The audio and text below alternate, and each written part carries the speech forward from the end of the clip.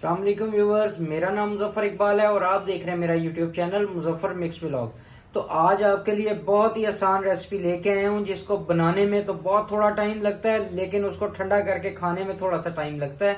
तो आज हम बनाएंगे शाही टुकड़े। तो शाही टुकड़े बनाने के लिए मैंने जो इंग्रेडिएंट्स का इस्तेमाल किया है, आइए चलते हैं इंग्रेडिएंट्स की तरफ और फिर मेकिंग की तरफ। इंग्रेडिएंट्स के अंदर मैंने ब्रेड के 4 स्लाइसेस ले लिए हैं, 200 ग्राम बर्फ़ी ले ली है, मिक्स नट्स ले लिए हैं, आधा कप शुगर का ले लिया है। शुगर कम इसलिए लिया है कि जो बर्फ़ी है ये बाज़ारी है और इसके अंदर भी शुगर शामिल है। और खुशबू के लिए इलायचियाँ ले ली हैं। अब चलते हैं मेकिंग के लिए। और मेकिंग में सबसे पहले मैंने 1 लीटर दूध ले लिया और दूध को अच्छे तरीके से बॉईल कर लिया है। दूध में सबसे पहले इलायचियाँ शामिल करेंगे,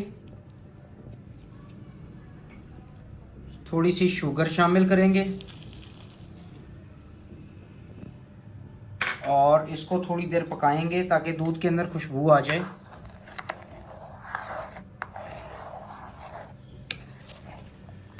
व्यूअर्स, मैंने फुल क्रीम मिल्क लिया है, आप भी फुल क्रीम मिल्क लिए इसको इसी तरीके से पकाइएगा।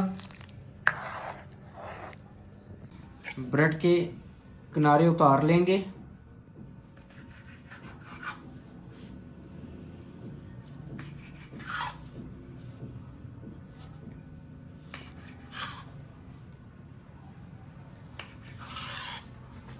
और 4 पीसेस में इसको इस तरीके से काट लेंगे।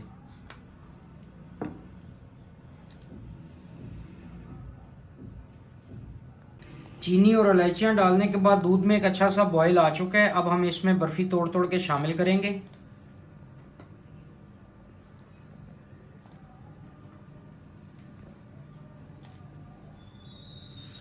और बर्फ़ी को 5-1 मिनट इसी के अंदर पकाएंगे।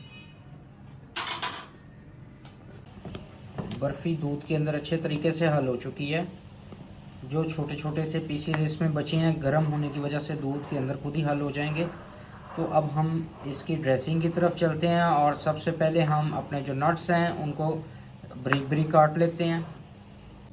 सबसे पहले हम काजू को बारीक बारीक काट लेंगे।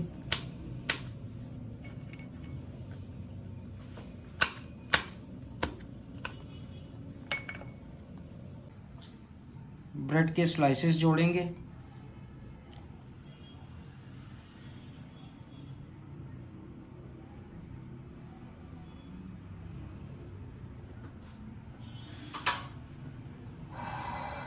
और पकता हुआ जो दूध है इसके अंदर वो थोड़ा थोड़ा शामिल करना शुरू करेंगे।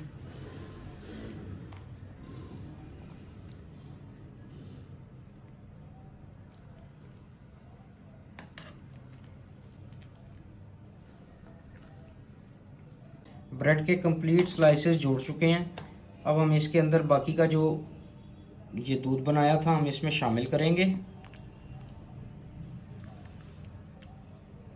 और ब्रेड को अच्छे तरीके से इसके अंदर डुबो देंगे।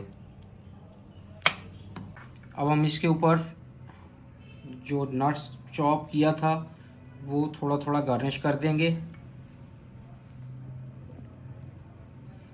और अच्छे तरीके से ठंडा होने के लिए इसको फ्रिज में रख देंगे।